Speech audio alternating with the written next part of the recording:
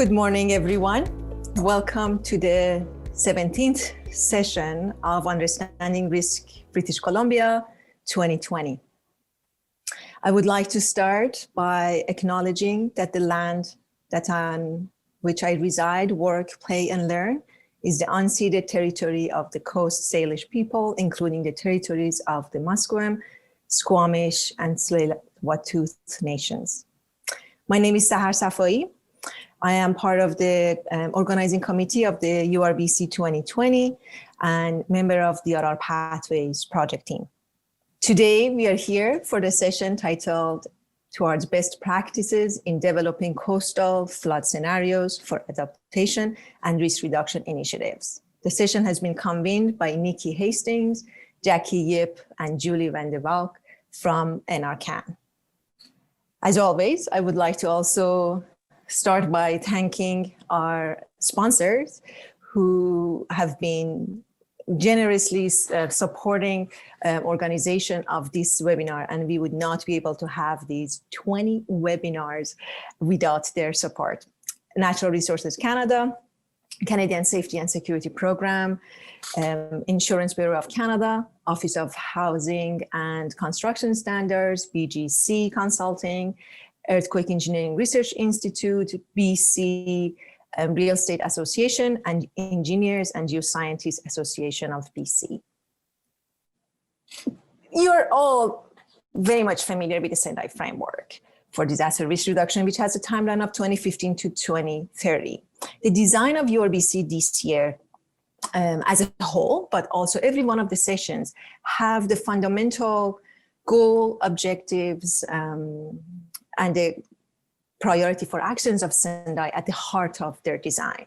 Sendai has 4 core outcome targets, which is measured at the global level, but as all the countries were signatory of the framework and many subnational levels, such as BC, about 2 years ago, adopt Sendai and move towards implementation of Sendai, they're all focusing on these key targets: reducing disaster mortality, reducing number of affected people, reducing direct economic losses, as well as reducing damage and disruption to critical facility. The 4 priorities of action: understanding risk, risk governance, investing in risk reduction, and manage residual risk by preparedness and planning for recovery and build back better, are all interconnected.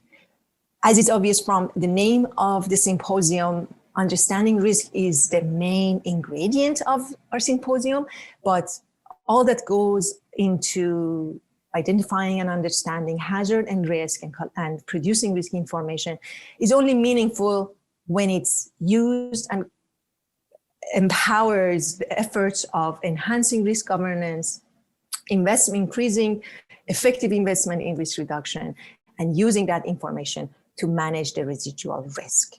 And the session today is also very much focused in one of the elements of understanding hazard and risk.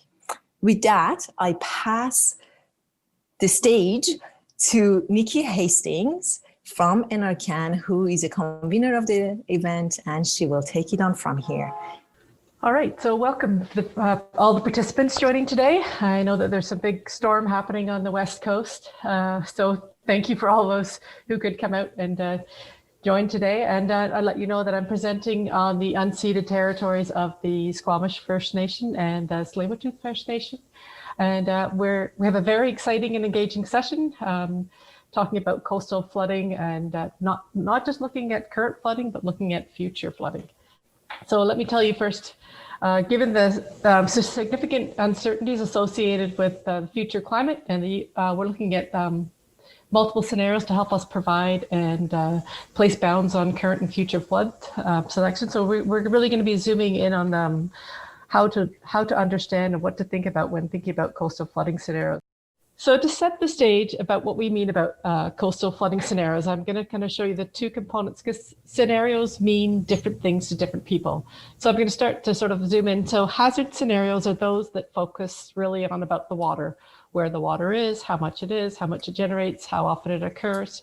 And then what we want to do is we're really looking at bridging the gaps between those that are modeling the data sets, which is why we ask you to label yourselves as such, to those who are actually generating and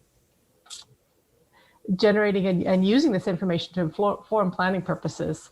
So in planning purposes, as for instance, a land use planner, you're looking at integrating the hazard information with a number of layers of information. So things like, you know, where people live, where people will live in the future, where buildings are located, and layering that information in terms of both the social, the economic, environmental situation. So we're really looking at, and I wanted to clarify those two pieces so that we have a common understanding of what the differences are between the two types of scenarios. When we talk about hazard scenarios, it's about the water.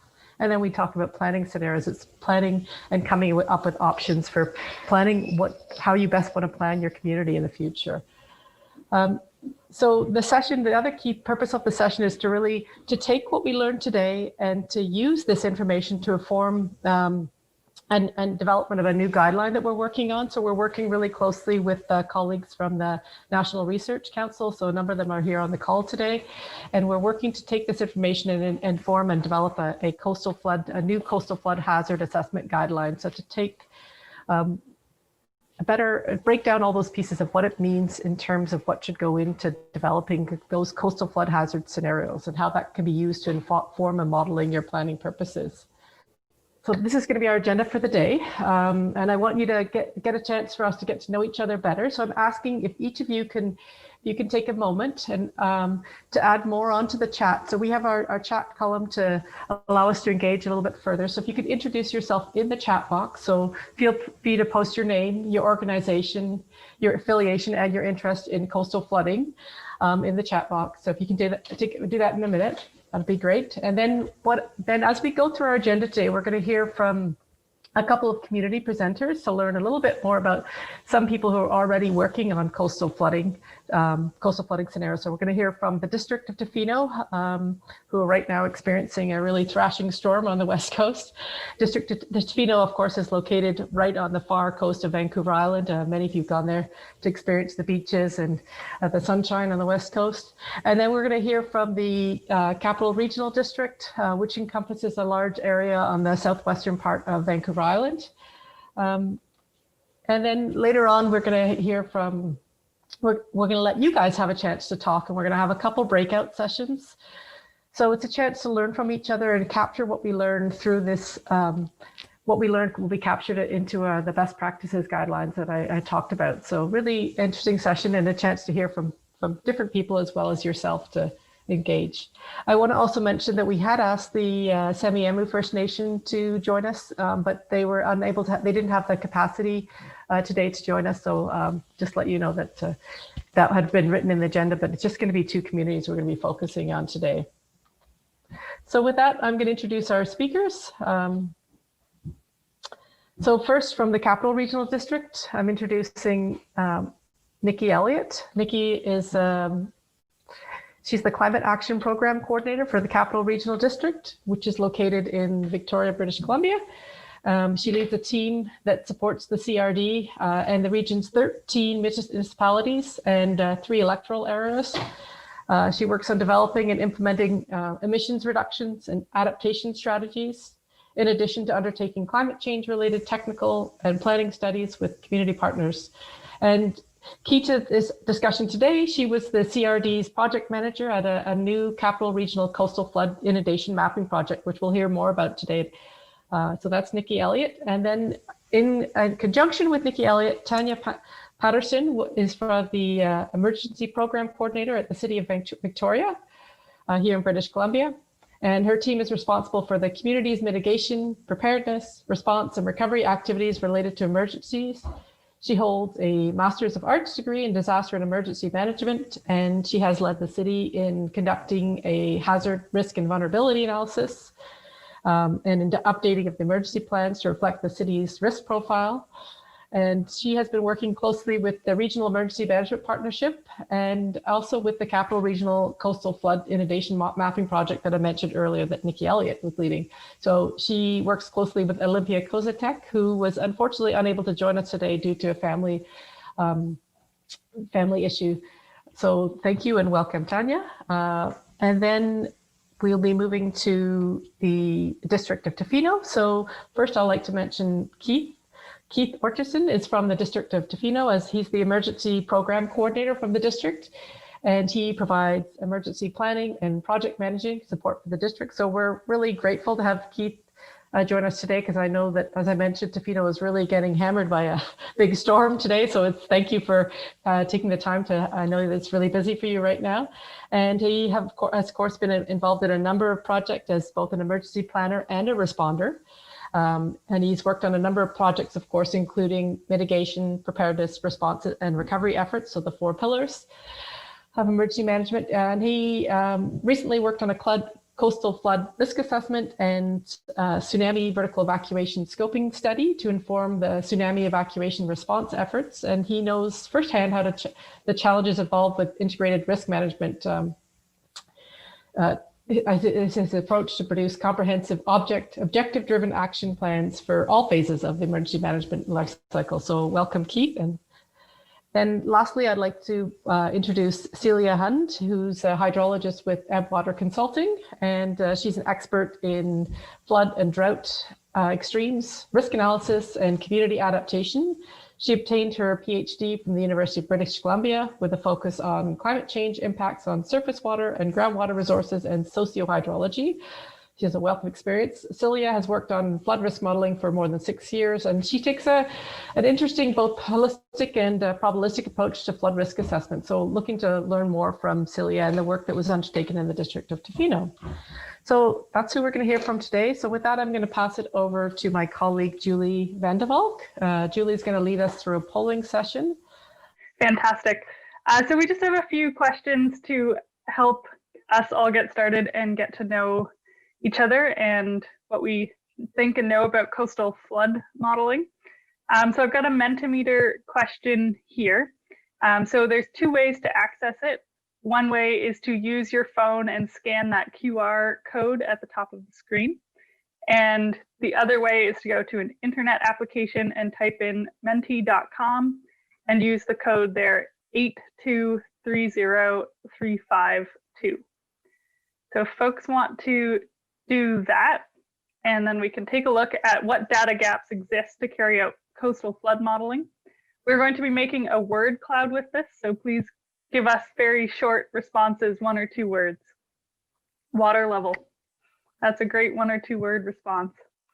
So as people give more answers and answers use similar words, those common themes will show up as larger. Very cool. Climate change is showing up for us. I think LIDAR is another popular one coming in.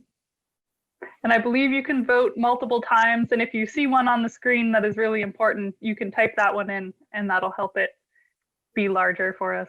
Bathymetry, climate change, water level, LIDAR, tide. So I'll give it a few more changes and then move on to our next slide and question. Okay. Thank you all for sharing on that. That's quite helpful. I see standards and critical infrastructure as well.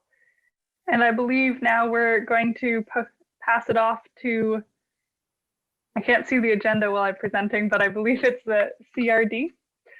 All right, thank you, everybody. Hopefully you can see my screen.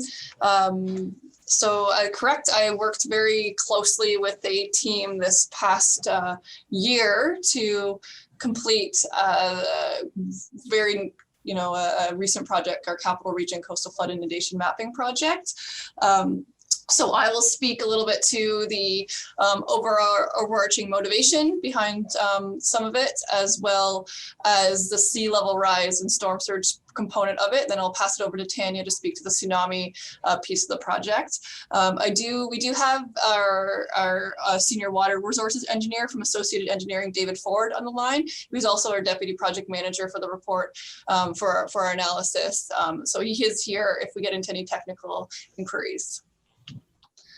So just a little bit of background. I was asked to speak around the motivation for the project, the motivation for the scenarios, and how that informed our work. And so a little bit of history or background is that here in the region, like Nikki said, we have 13 municipalities, 3 electoral areas, number of First Nations, and we do have these existing coordination bodies to support coordination of both emergency management and climate action in general. So, you know, when I talk about our reducing energy and emissions, but also the climate adaptation piece. So we work together to identify opportunities to coordinate on different responses, and studies is one of those things. There was funding, I'm sure you're all aware of the National Disaster Mitigation Program. So we were able to grab onto that last round of funding. So we received about $700,000 to execute this project, which is certainly a motivation to get it done. And we would really rely on an intermunicipal and interdisciplinary project team to execute this project. So we had a grouping of, you know, planners, climate and sustainability professionals, and of course our emergency managers from across the region.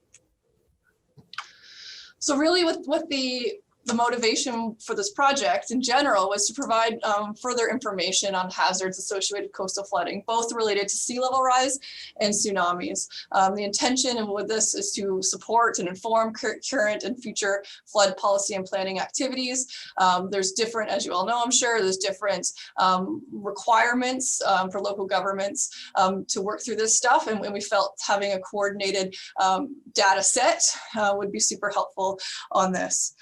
What it looked like, the project was 3 distinct outputs and 2 distinct tasks. So essentially, what we have is a sea level rise modeling and mapping report, and a tsunami modeling and mapping report, recognizing there's lots of economies of scale that can be met by doing this regional exercise and doing the 2 different components together, but also that both the storm and sea level rise modeling and mapping and the tsunami had different methodologies into it, so they were split up into 2 separate reports. So on the storm surge and sea level rise scenarios, local governments here in BC, there's these so local governments in BC's have the authority and responsibility for land use management within our coastal areas. There are these things called the Provincial Flood Hazard Area Land Use Management Guidelines. A couple of years ago, the province put in an amendment to include sea level rise. So when you're doing your flood hazard mapping and modeling, how to consider sea level rise specifically. They've identified 2 different methods. It's called a combined and a probabilistic method. We use the probabilistic method here in the region. And then we have 4 different relative sea level rise scenarios within the reports, a 0 meter, a 0.5, and a 1 meter and a 2 meter. Those that are familiar with those guidelines, they do state currently, consider a 1 meter sea level rise for the year 2100 for your land use planning activities for that. And so that's really it certainly shaped the data and the outputs and the hazard scenarios to support that land use planning piece. We had done previous work here in the region highlighting 24 sites. So this is the intention to build upon it for the entire region.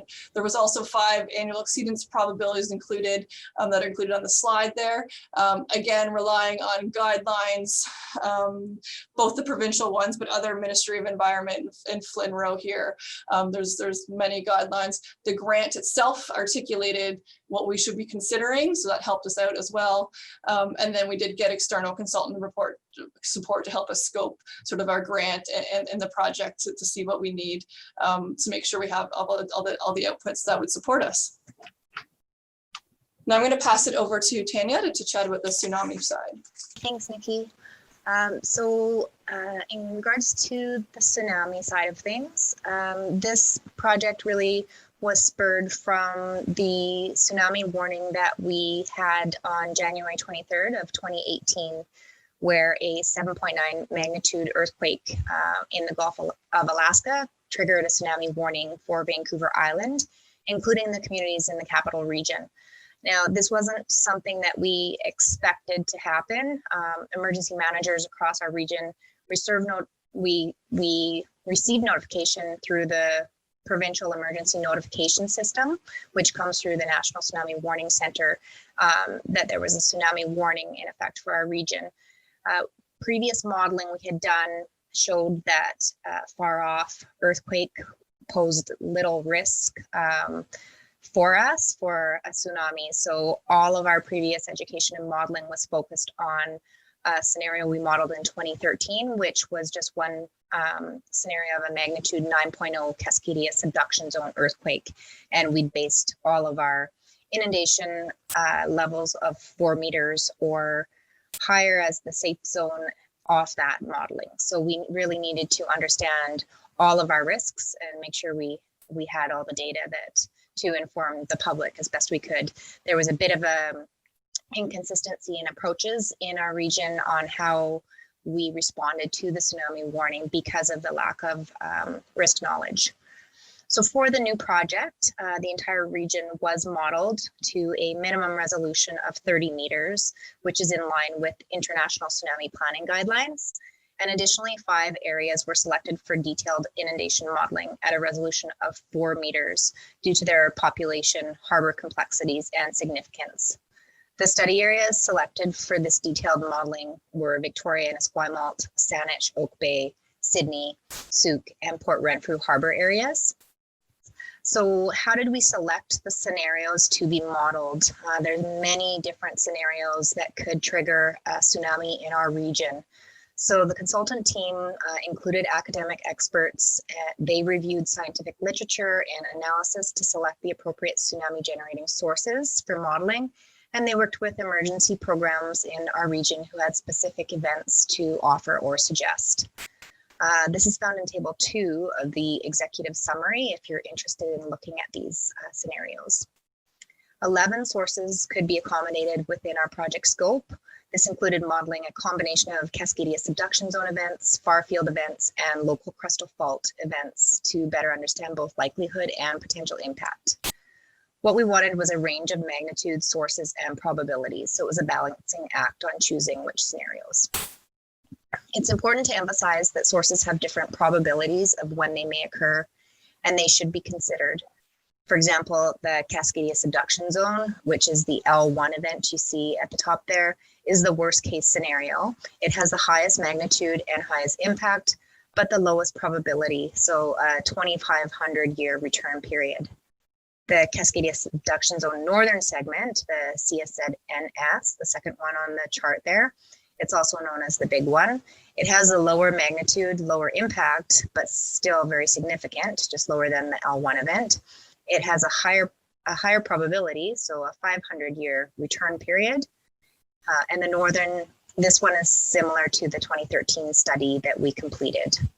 So that's just a very quick, brief overview. As Nikki said in the beginning, I am filling in on this presentation for Olympia Koziatek, who unfortunately couldn't be here today.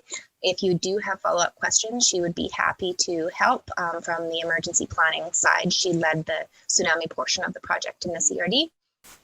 And Nikki, Elliott. Great. And so everything, all of our results are recently published on our website there through that link. So www.crd.bc.ca/coastalflood.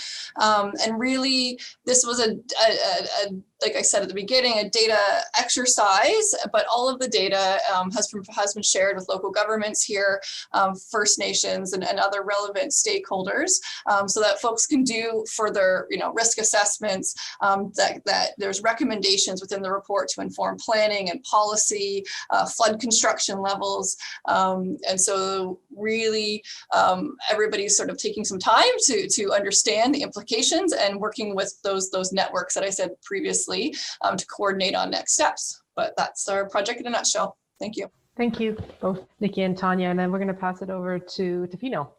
So good morning, everyone. We are happy to present on the coastal flood hazard mapping and risk assessment projects for the district of Tofino. That work that we've conducted with the district. I think Keith will get us started to provide the context for the community. So good morning, I'm Keith Orchiston, the Emergency Program Coordinator for the District of Tofino, and the local government project lead for the coastal flood hazard mapping and risk assessment projects conducted by Ebbwater Consulting. It would be remiss of me if I didn't mention, as Nikki did, that we are currently being hammered by a coastal storm here in Tofino. Hurricane force winds with wind gusts up to 125 kilometers an hour, trees down, power is out, but the generator is on. So I'd like to take a few minutes and provide some context. My presentation here is going to be a little bit more qualitative, a little bit more touchy-feely.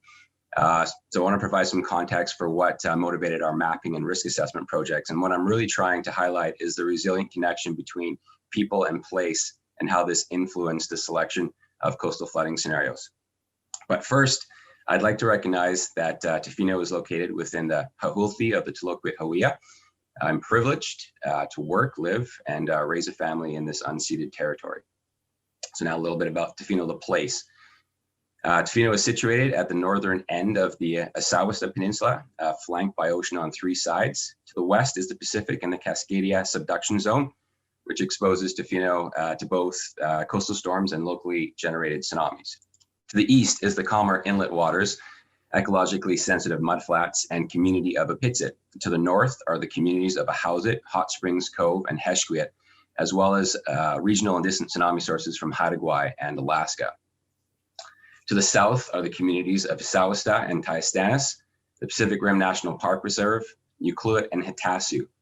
So Tofino is a hub of shared services for the 4,500 regional residents at these West Coast communities living within the Clayoquot Sound Biosphere region. The area's unique setting makes it an attractive place to live, work, and visit. The district of Tofino is home to approximately 2,000 residents, and the numerous annual visitors contribute to a strong tourism economy, estimated at 5,000 daily visitors during peak summer months. More than just a place, Tofino is a raw, connected, dynamic community of people who have chosen to live here. And although it's an extraordinary place to live, it's definitely not an easy place to live. Power outages, highway closures, limited health services, and the lineup at the local grocery store, the one grocery store that services the majority of the region. But really, it's the people in the lineup at the local grocery store and the connections made with those that share this lifestyle and this place that makes us choose to live here. And those who choose to live here have a deeper understanding of the coast and how to live in relationship with it, as well as a willingness to accept that there will be impacts living in a remote and rural area and to live knowledgeably with that risk. It's also this connection between people and their deep understanding of this place that makes Tofino a resilient community. As mentioned, Tofino is exposed to coastal flood hazards from storm events and tsunamis from multiple sources, local, regional, and distant. These hazards are further complicated by climate change impacts, including sea level rise and changing intensity of storms. One of the prime motivators for this project was to better understand the risk due to these coastal flood hazards in a holistic way, which could then inform risk reduction and resilience planning for the future. Community resilience refers to the capacity of individuals, communities, institutions, businesses, and systems within a community to survive, adapt, and grow no matter what kinds of chronic stresses and acute shocks they experience. A resilient community can be thought of as having strengths in 4 areas: natural and built environment, leadership and strategy, human health and well-being, and social, economic, and cultural fabric. For this reason, we felt that a holistic approach to understanding flood risk would help to enhance the community resilience that is part of the cultural fabric of this region. So what we wanted to better understand was the risk to people, culture, governance, environment, and economy, as well as infrastructure in both qualitative and quantitative measures. We also felt that a multi-hazard approach to understanding the coastal flood risk for the area was warranted and would help to highlight the differences in mitigating coastal storm flooding and tsunami flooding, and help to avoid maladaptions there as well. Finally, the other motivation for this risk assessment was to translate the findings into meaningful input for local development policy and emergency planning. In general, the legislative requirements of the Local Government Act and the Flood Hazard Area Land Use Management Guidelines affected the choice of coastal flooding scenarios for this risk assessment. However, other factors also influenced the scenario selection. For example, for the development of land use planning and policy, such as Tofino's official community plan, flood construction levels, and coastal flood hazard bylaw, we wanted mapping and risk assessment projects to address multiple relative sea level rise scenarios, so as to have flexibility for implementing policy where there's uncertainty around the rate at which global mean sea level is rising.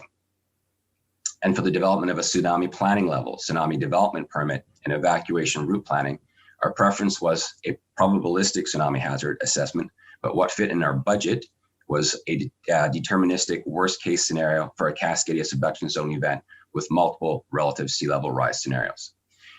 So I hope this has helped provide a little bit of context for what motivated our coastal mapping and risk assessment project and influenced our scenario selection, which Silja will now elaborate on the technical aspects of. Yeah, so I will be talking in a bit more detail about the coastal flood mapping and risk assessment projects that we conducted with the district of Tofino. And so for the flood mapping, we conducted that work with Cascadia Coast Research.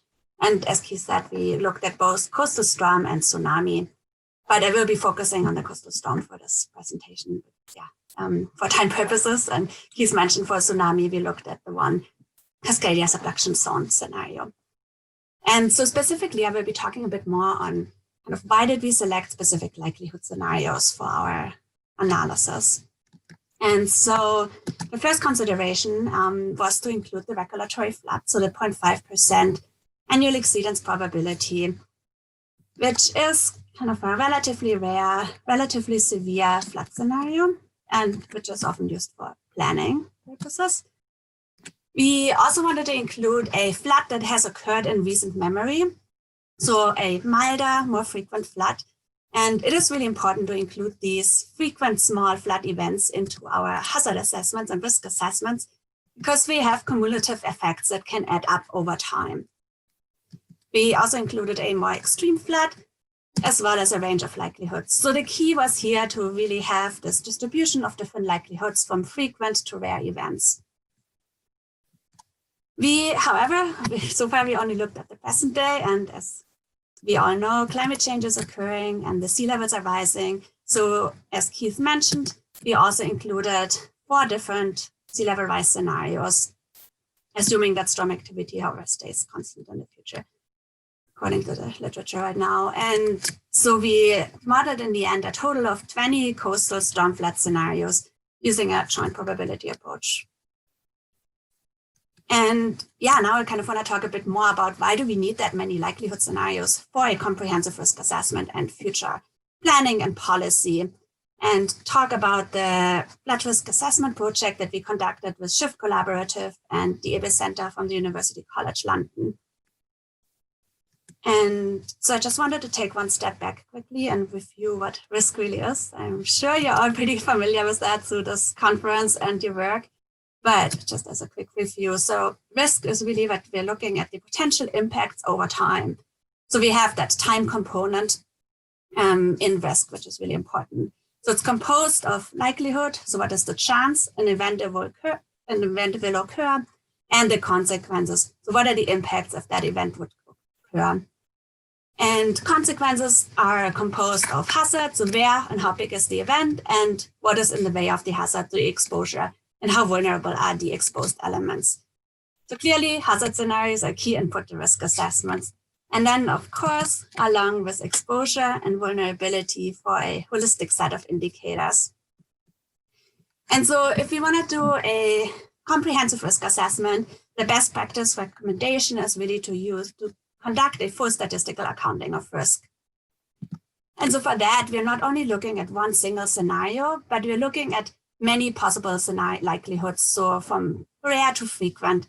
And we can do that using exceedance probability curves. So what you can see here is an example with the likelihood on the x-axis going from rare to frequent. And then we have on the y-axis, we have the consequence. And you can see some sampling scenarios, and then you can develop these exceedance probability curves and estimate the consequences for each likelihood. And so then you can use that to estimate the average annual loss, which is the approximate long-term average of flood consequences on an annualized basis. And that's calculated as the area under the curve here. So that importantly includes these cumulative damages over time for frequent to rare events. So we conducted that for the District of Tofino flood risk assessment and developed exceedance probability curves for a range of holistic indicators, so people, economy, infrastructure, environment, and culture.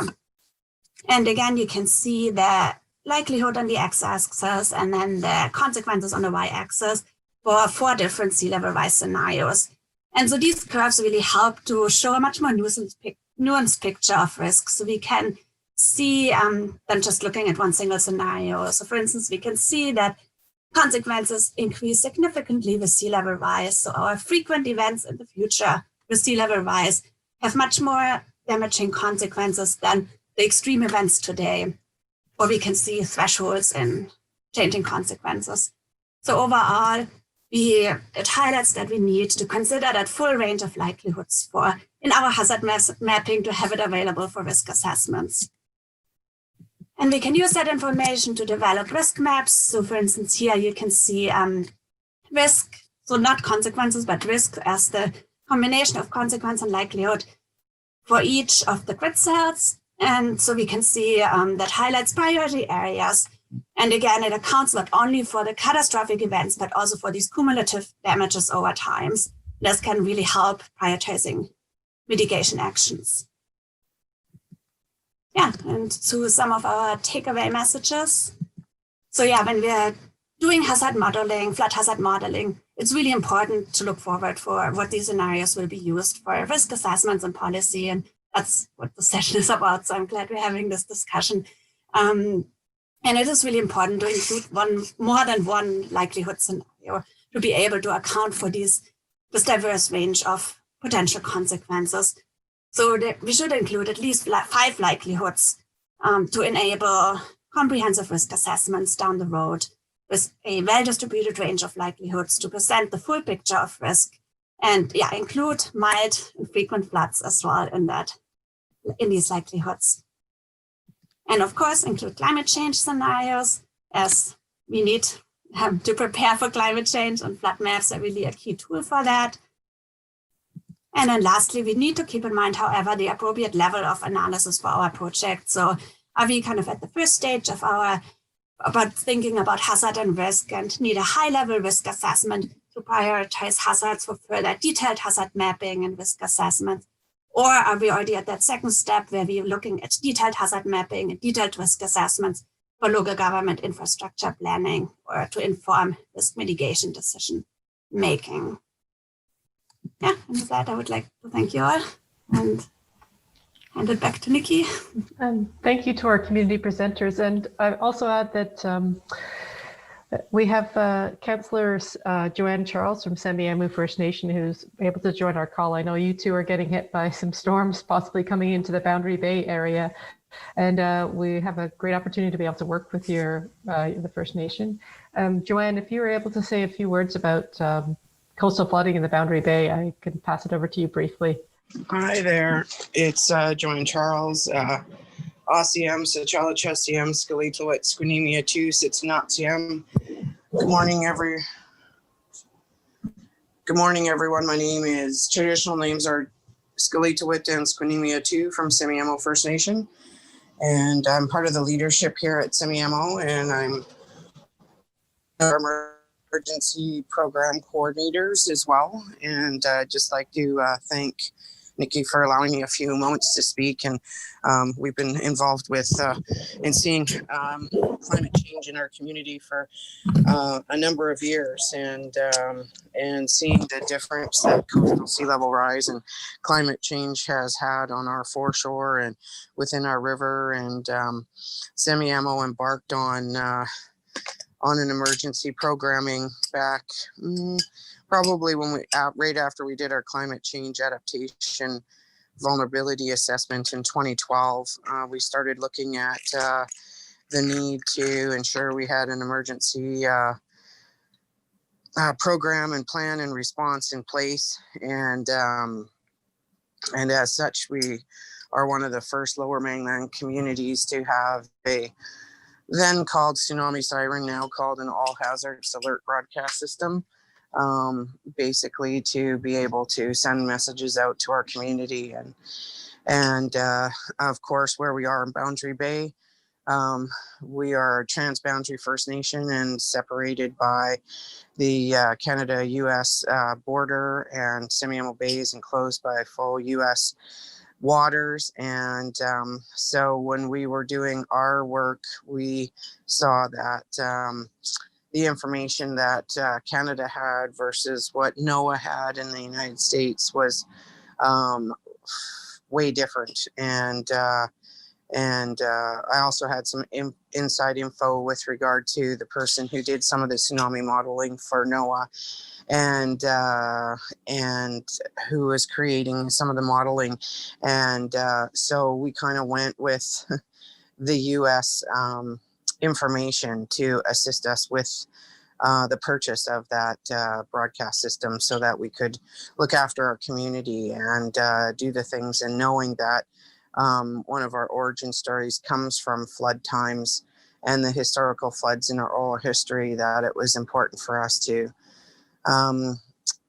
look at and understand the difference in how the storms are now beating across our foreshores and our lands, and having somewhat of a devastating effect on some things that man decided to create in order for its own infrastructure and its pleasure and purpose, that Mother Nature isn't really, liking. And I think when we talk about land use planning and understanding foreshore areas and being prepared for the years to come for climate change, it's important to see what we've done and what's going on in other places, and how we can get back to a bit of a nature-based coordinated effort, instead of having all of this other infrastructure that's placed with flat walls and cement no posts. So I just wanted to thank everybody this morning for your presentations. It's awesome to see where everybody's at, and the resiliency that our communities have in our coastal areas, and being able to connect with the other local First Nations. So I applaud you guys for all your work that you're doing within the areas that you're OCM Haishka. Thank you, Joanne. I'm really glad that you had a chance to this really helps set up scenes for our discussions that we're going to have in our breakout sessions. So with that, I'm going to just put our questions for our breakout sessions on the screen. So our first question, we're going to really focus in on the hazard component. So we're going to look at, so in a moment, we're going to separate you all into groups, and you're going to have a chance to have a facilitated discussion, and you can dig in a little bit more deeper. So thinking about what you've just heard from the three communities, a really good perspective and range of some of the different issues that the coastal communities are experiencing and are challenged with in order to plan and make it a more resilient space in the future. So with that, I'm going to pass it over to Mark, and he's going to separate you out into a number of different facilitated discussions. So over to you, Mark. Thank you, Nikki. So we've broken everyone into groups no larger than 8 people. We've set the clock at 15 minutes with a minute countdown for conversation. I'm just posting into the chat right now, which you'll be able to see from in breakout rooms as well, a link to a Google Doc so that all the note takers can capture their notes into one centralized place all at once. So with that, I'm going to go ahead and fire up the Zoom rooms. Enjoy your conversations. Here we go. So I hope you guys all had a good discussion. I know we had some great discussions, and I think our time period, we're a little bit behind, so we won't hear from every breakout room, but if I can hear from a couple of breakout rooms, just to hear some of the key points and things that you discussed in your groups. I know in our group, we had a really good discussion about some of the various components of the hazard components. So if I can call on Sean Ferguson first to give a few key points from your discussion, that would be great. Sure, absolutely. So we had a very good discussion, and a few good points came up here. I'll just read them off of the notes, and you're welcome to look at the notes that we wrote down through in the shared chat room there. But we discussed things like not only considering sea level rise, but also relative sea level rise. So things like ground subsidence, sinking ground elevation due to isostatic rebound or permafrost thaw or things of that nature.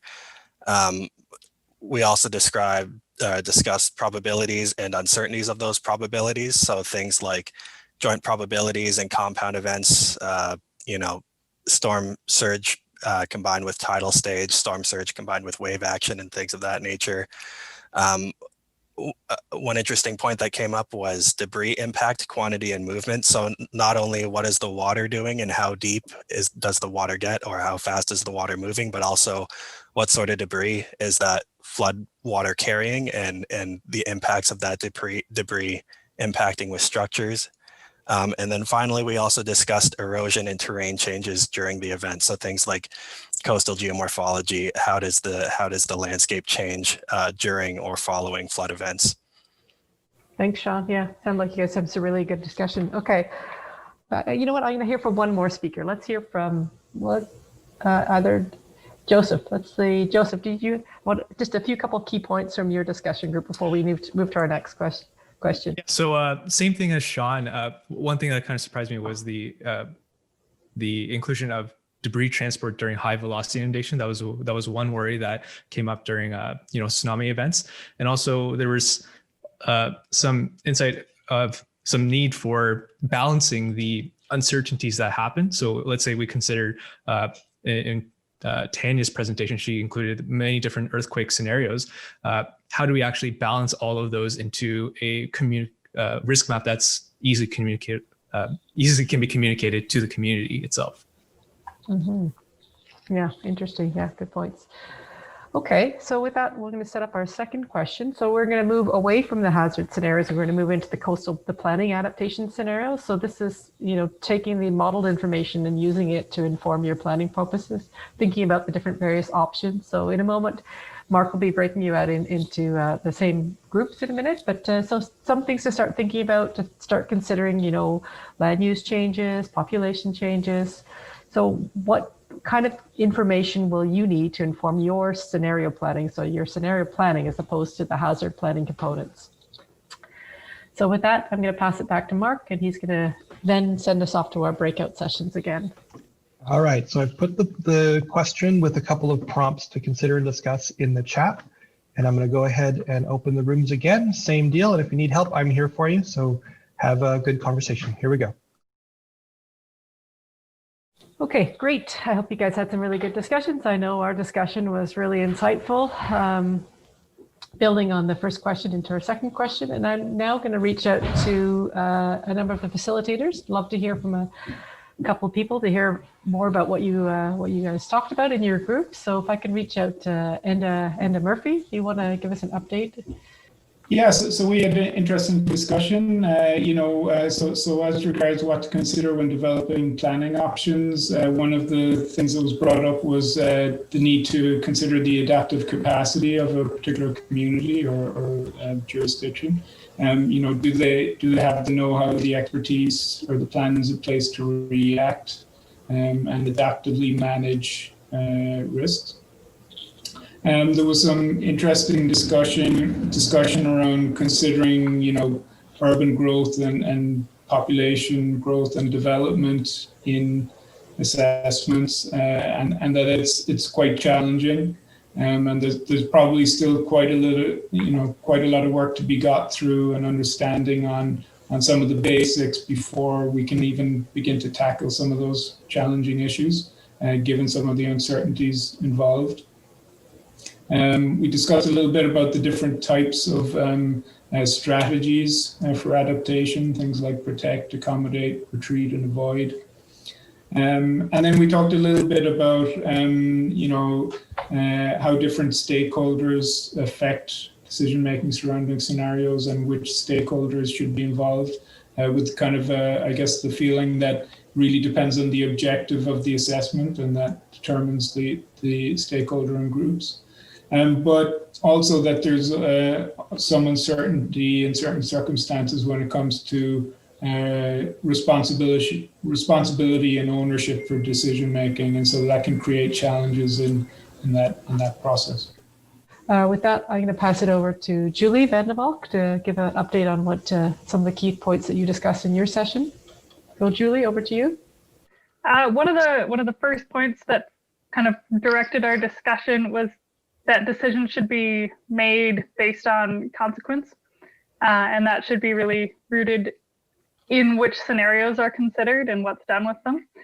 And we also had a lot of discussion about the sheer range of things that a city or a local government or First Nation has to look at when making plans for the future, including things like flood hazard, but also other hazards and other priorities such as accessibility, equity, reconciliation. So it's a really complicated scenario. And we had a discussion about the importance of political will and incentives. For example, there's no certainty that a hazard event will occur during a political tenure, but there's a good chance that a given development will make money. And we should take a look at that and build that into some of our cases. Okay, thanks, Julie. All right, I'm going to pass it over to Silja. Silja, do you want to give us an update? So yeah, so we had some really good discussions. And yeah, one of the main things that we talked quite a bit about is Indigenous cultural sites and Indigenous knowledge, and how important it is to appropriately protect or deal with these sites. So really, and encouraging local government to work with the First Nations and allow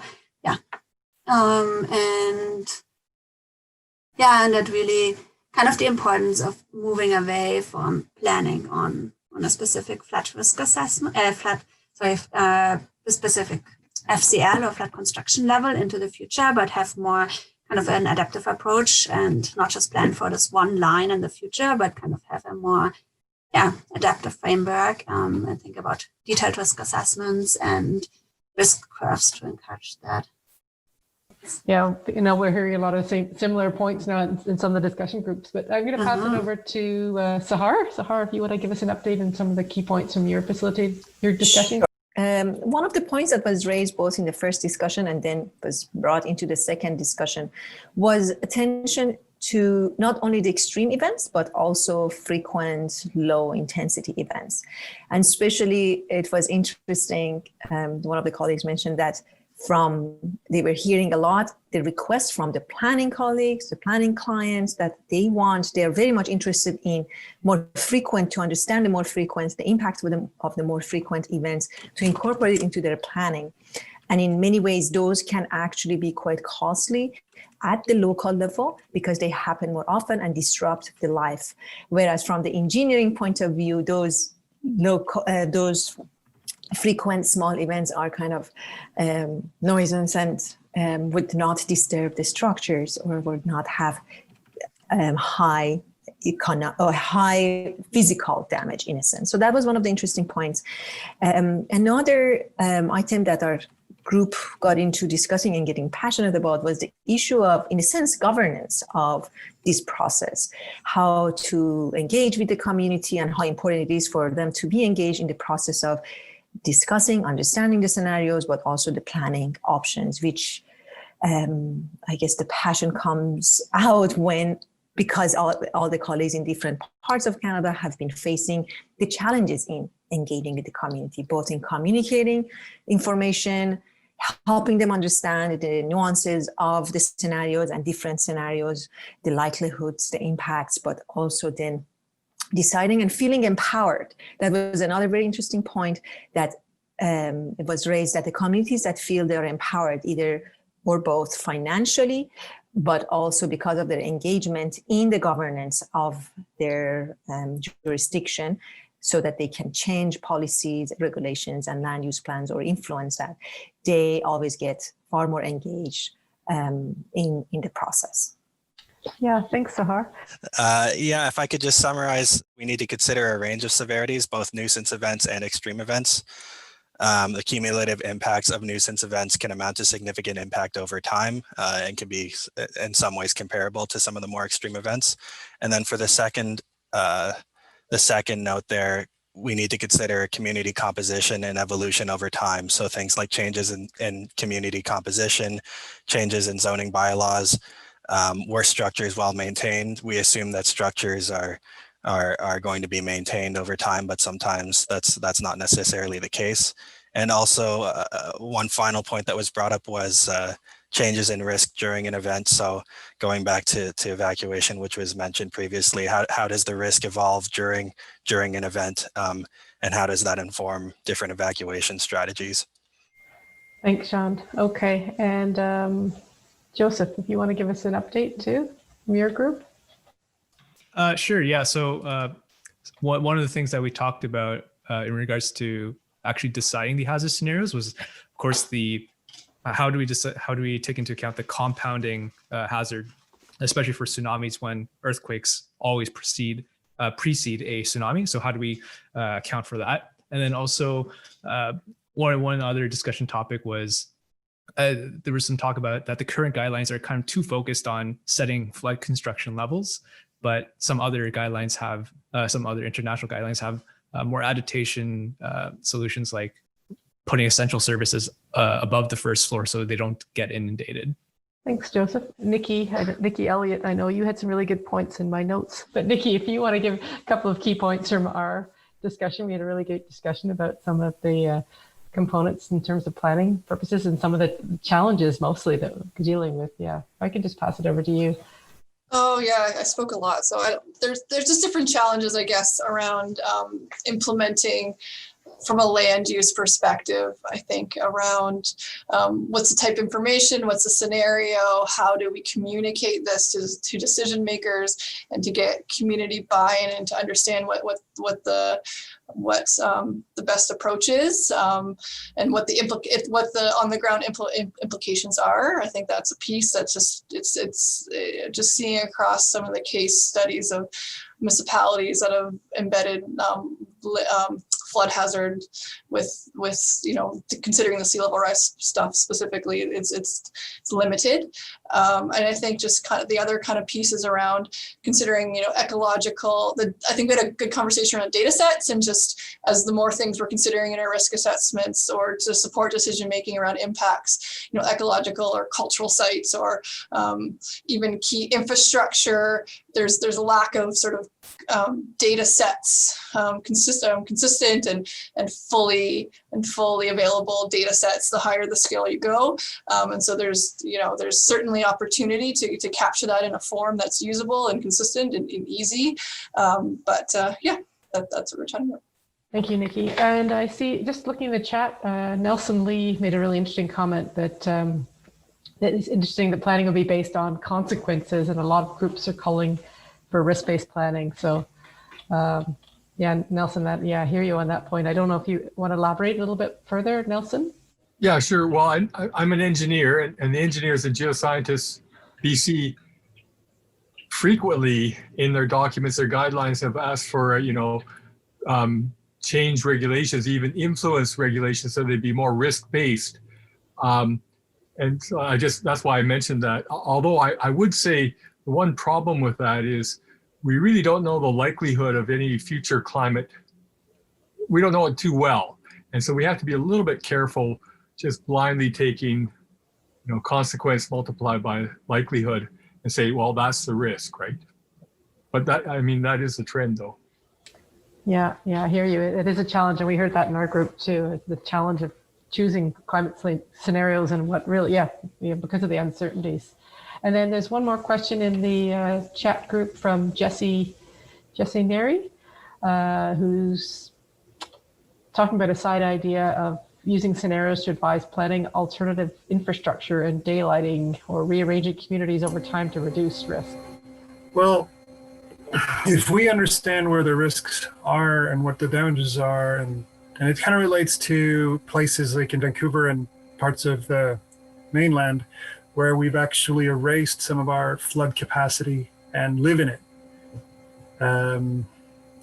If there are places where we know that they used to be okay and now they're not, I was thinking of the idea of actually setting up, having the scenarios, advise policies that allow for that evolution back into a more resilient framework. I'm not sure if any of us were able to couch the discussion in some of those terms in other places yet. I mean, like reconstructing to eliminate the risk. Mm-hmm. But it's not necessarily a flood level idea, or it's using your building idea. They're kind of interrelated.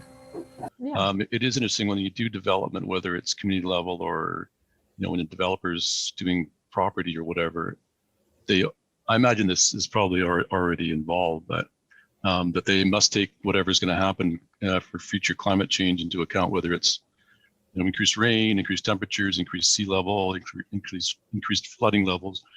That how is their development going to deal with these for the next 50, 100 years, and put in place, like you said, like adaptation options for that. So either building, like putting in more fill so your development is higher around a floodplain or on a sea level rise, or putting walls or natural berms or whatever to protect the development from future climate and sea level rise. So yeah, I mean that just seems like a obvious thing that is hopefully being considered by communities now when they're approving developments in their areas. Yeah, I think what we've really heard is thinking about a range of options and a range of different approaches. Yeah, for sure. It's definitely on communities, coastal communities' minds of how to address this, especially with the changing future. So Charles Papasadoro is asking, will the coastal flood hazard guidelines be also part of the federal floodplain mapping guidelines series? So yeah, I just actually wanted to, thanks Charles. Yeah, we are working closely with the federal floodplain mapping guideline group. And so this will tie in nicely into that circle I showed at the beginning.